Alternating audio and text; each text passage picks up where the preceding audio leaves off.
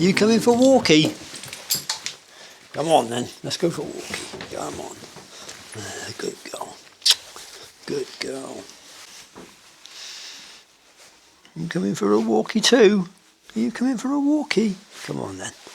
Let's put this on.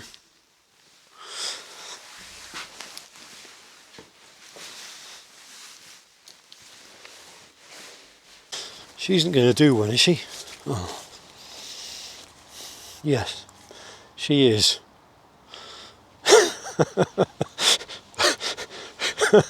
It's dogs for you, I'm afraid. I'm just making my way for the usual afternoon dog walk to my local woodland. Not far away. It's run by the Woodland Trust, and there's something there of great interest. Well, I love woodlands anyway, but there's something there especially great interest to me because I have a wood burning stove, and when you have a wood burning stove, you look at wood in a different way to perhaps what some people do. You look at it as the precious resource that it is in so many different ways. You know, not only is it good for our spirits and our souls to get out into nature, and not only is it beautiful to look at as growing trees, but it's a fuel source as well. And this video, I'm going to talk to you about that and some of my thoughts on wood, on running the wood burning stove, and on gathering wood, which I think is an interesting topic when you delve into it. So let's make our way to the woodland.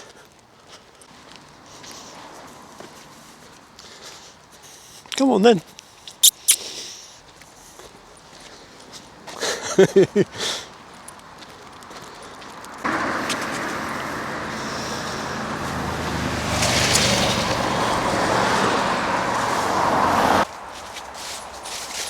There she goes.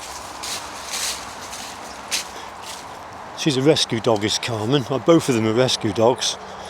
And even the sight of me holding the camera in my hand has given her some concerns. The other one's Zeta here. She's also a rescue dog. She's a Podenco, so she's not very afraid of anything really, but she's continually pulling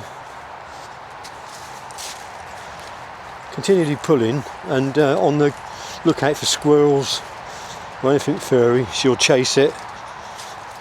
Yeah, she's a bit of a nuisance in some ways. I've got to keep her on the lead all the time. Both of them are lovely dogs though.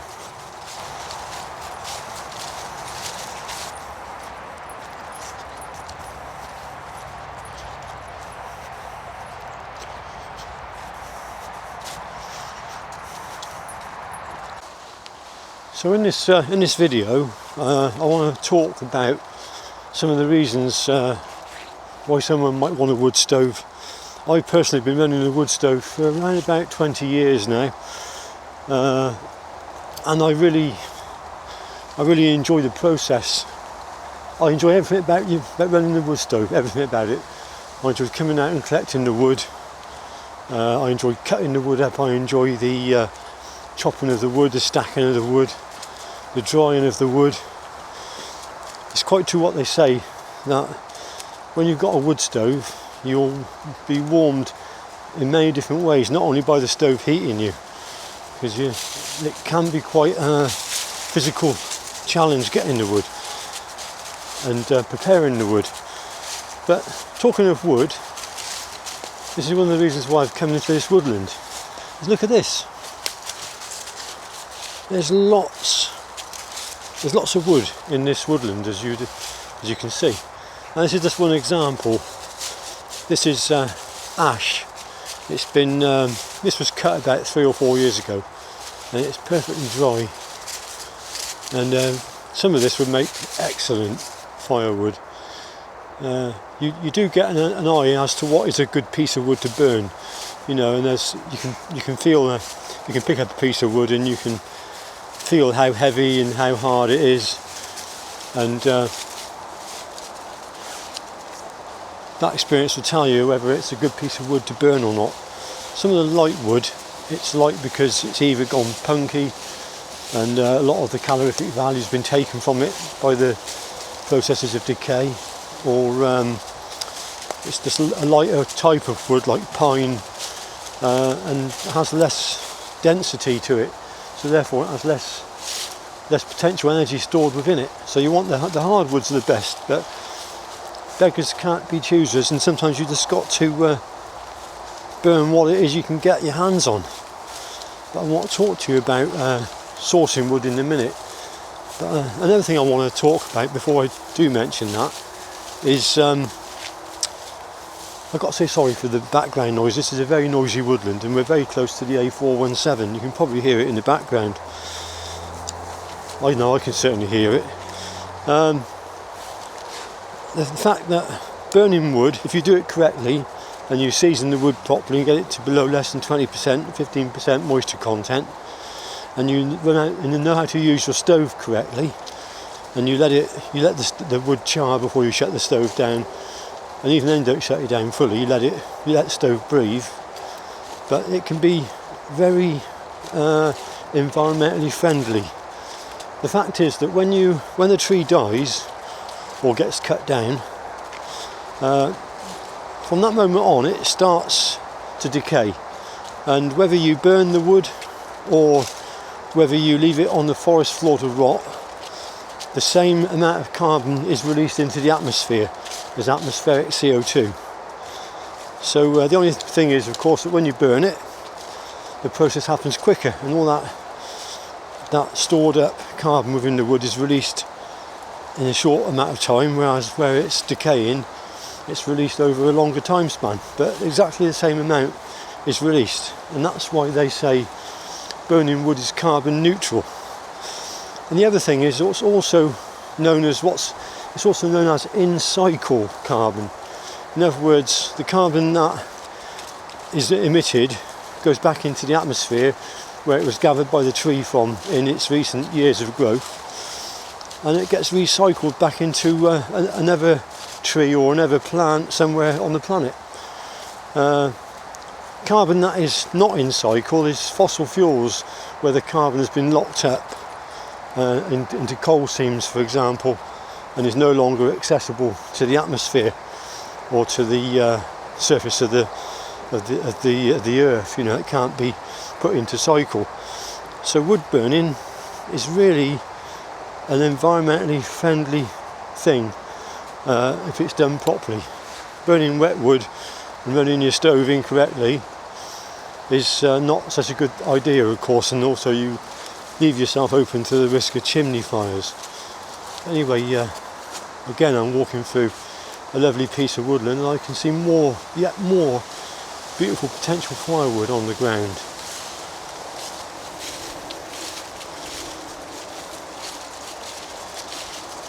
Here we've got more lovely rounds of ash. Good solid stuff. Someone's on a picnic here, look. Good solid stuff. It's only and there's more over there. This is, as I say, it's only been cut down in the last 3 or 4 years. And look over here. This here, beautiful. It's been stored, put up by the kids or whoever stacked the wood up like this. Look, so this is going to be even drier. And absolutely perfect to come and get some of this and chop it up. But this brings me on to the next topic, is gathering your wood. The problem is that every single piece of wood in this country is owned by somebody. Here it's owned by the Woodland Trust, and the wood has been left on purpose for the benefit of nature. So as it slowly decays, it will benefit the microbes and the fungi, and it's all part of the cycle of the plant life. And you know, the fungi get in there and they decay it, then the insects get in there and then they eat it, and then the birds eat the insects, and so it's a really good cycle. And obviously some wood needs to be left for that to happen. And you go into these places where bushcraft camps and people go camping, etc., and sometimes you can't see any decayed wood or anything because it's all been gathered up, it's all been burnt or taken, and it's left a gap in that cycle, in that natural cycle. But the other thing, of course, is legality, because if I was to come and take any of this wood, I would actually be committing the crime of theft. It is illegal to gather wood. Yeah, it really is. It's. I think it's a bit unfair, really. I would love to gather some of this wood, but I can't, and I won't. I'm sure some people will mind.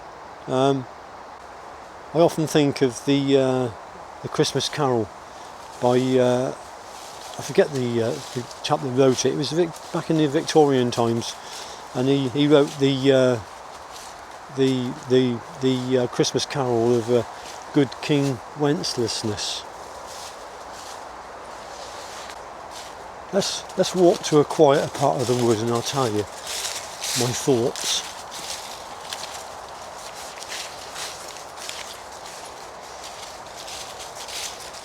Yeah, a lot more timber over there, look. So much timber, honestly.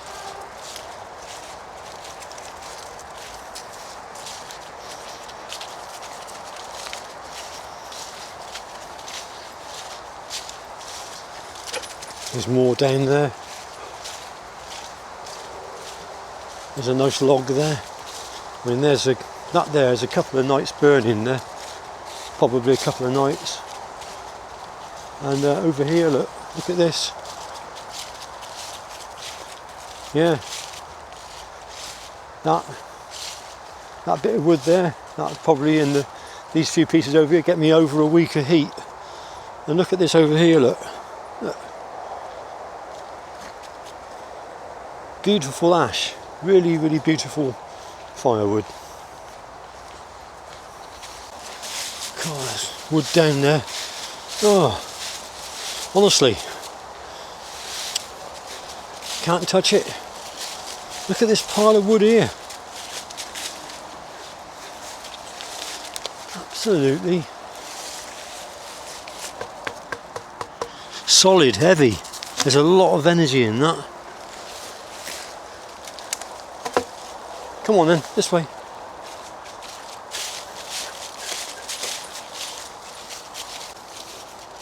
Look at this here. Just look at it. Perfect. You know, it still hasn't decayed to the point where it's lost much of its energy. It's still very good wood for fire lighting. Look at this here. Look at this wood here. Look at this. There's some good stuff in here as well, look. Look at this. Oh well. We'll have to leave that for the mice. Let's go this way. This looks interesting along here. This is a nice path. Let's have a look along here. Come on.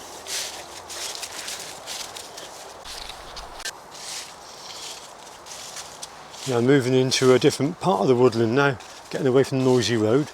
See, look at this here, there's a nice branch, look, it snapped off up there. That'll be nice and dry. Perfect. Dead standing one here. And next to it. In fact, all this here is a complete grove here of dead standing ash. And that'll be quite dry at the top there. And there's a whole bunch of trees, there's probably 20 or 30 trees there with 8-inch diameter trunks, 10-inch diameter trunks. They've died from the ash dieback disease, sadly. But, they'll be coming down soon, I expect, to add to the piles of wood that are already on the ground.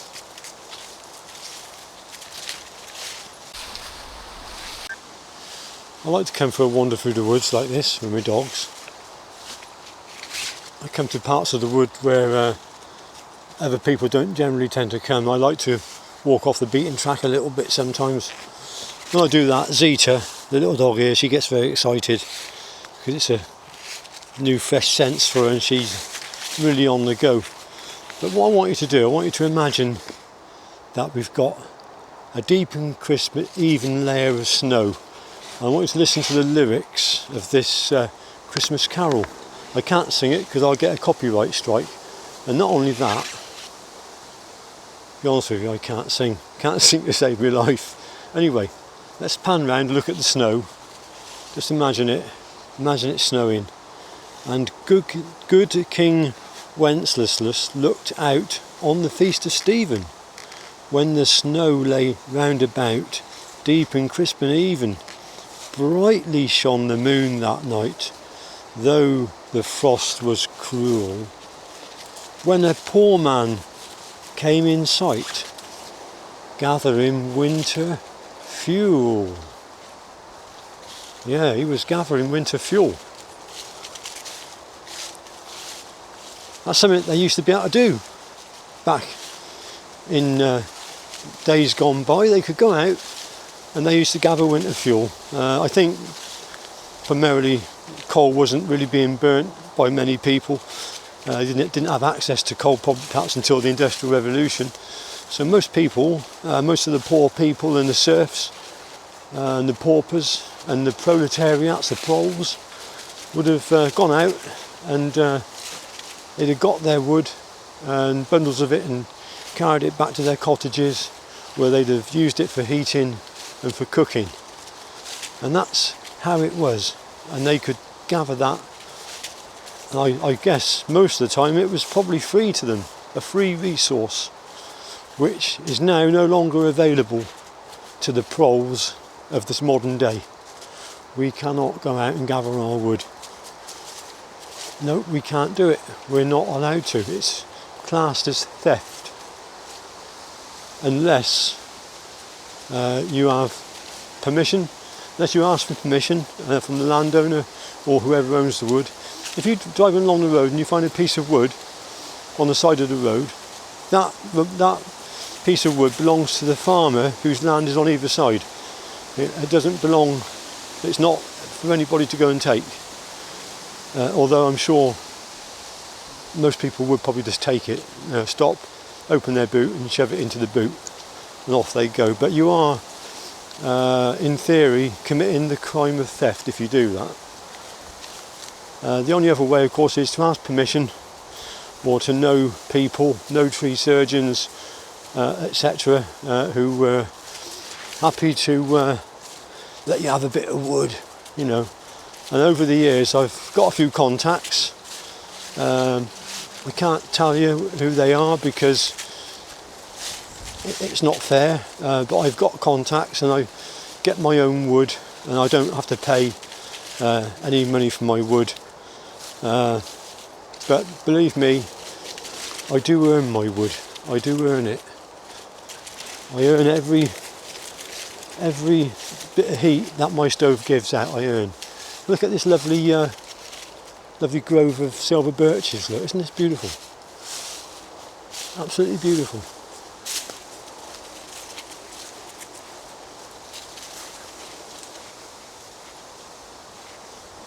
What can be nicer? I do this every day. Zita's got excited again now. Look, this is what happens.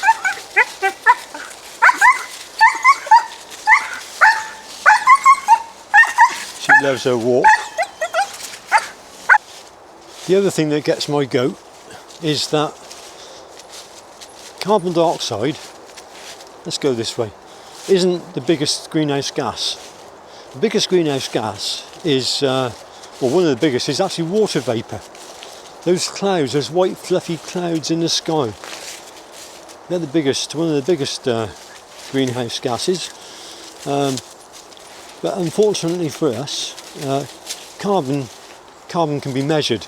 The amount of carbon a vehicle emits, or any other device emits, or how much carbon carbon dioxide is created in its manufacture, all these things can be measured. And then anything that can be measured, the lovely government find a way of putting a tax on it. And I think that's exactly what they've done. I've heard it mentioned before that carbon dioxide is the gas of life. I forget how much carbon there is in the atmosphere. It's a tiny amount. Is it 0.07%? That's 0.07% of the carbon dioxide of the atmosphere is carbon dioxide. It's a tiny amount. And yet, without that, if you took that carbon dioxide away, everything on this earth would die. Vegetation, the trees, the plants, the flowers, and eventually us. Everything would die. It is one of the gases of life. But I'm not a scientist. I don't know for sure. I mean, when someone that I deeply respect, Carl Sagan, he did a talk once talking about greenhouse gases and how carbon dioxide he thought was responsible for raising the temperature of the surface of Venus to extremely high levels. I really like Carl Sagan, but I just don't know how true it is, to be honest with you. I really have my doubts. That's all I can say. I have my doubts. Anyway, just look at this again. Another beautiful pile of wood.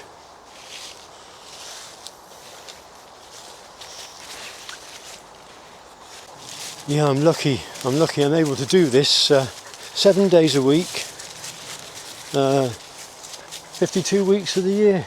I never get a day off, do I? Hey? You two dogs, you never give me a day off. Come on. You're just as bad. You never give me a day off either, do you? Hey? You're both scallywags, what are you? Scallywags. Come on then.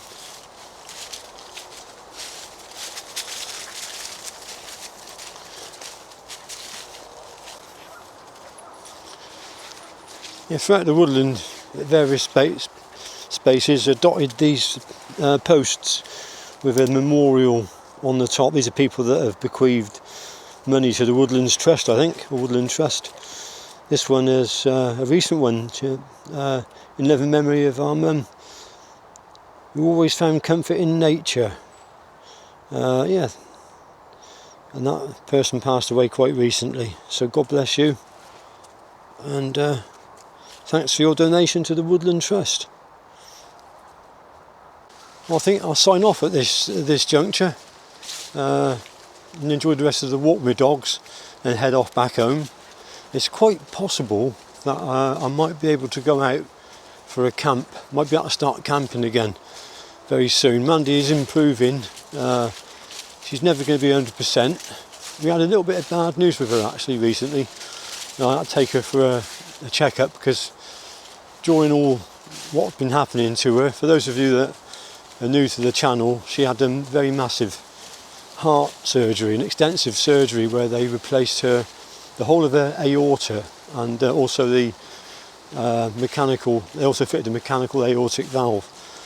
And when they came round to start her up after the surgery, she had 2 cardiac arrests and a minor stroke. And also she had a problem with her eye, her right eye. And what had happened, a blood clot had broken off and got into the blood supply to her eye. And it stopped blood supply to the part of her retina.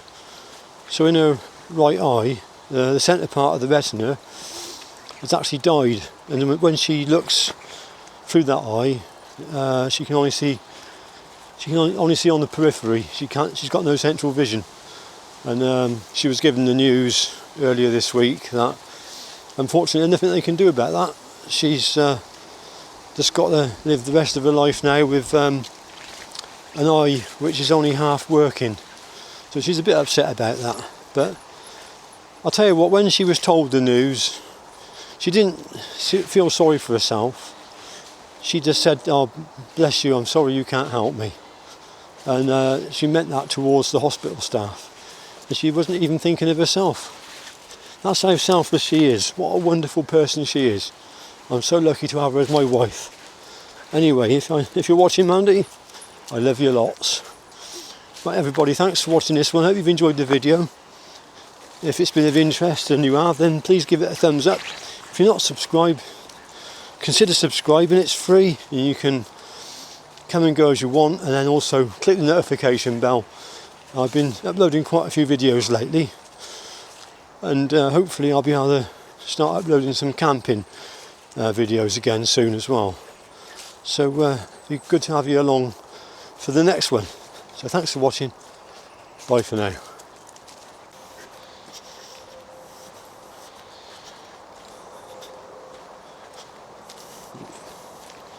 Oh, it's getting muddy. Come on, sweetheart, this way.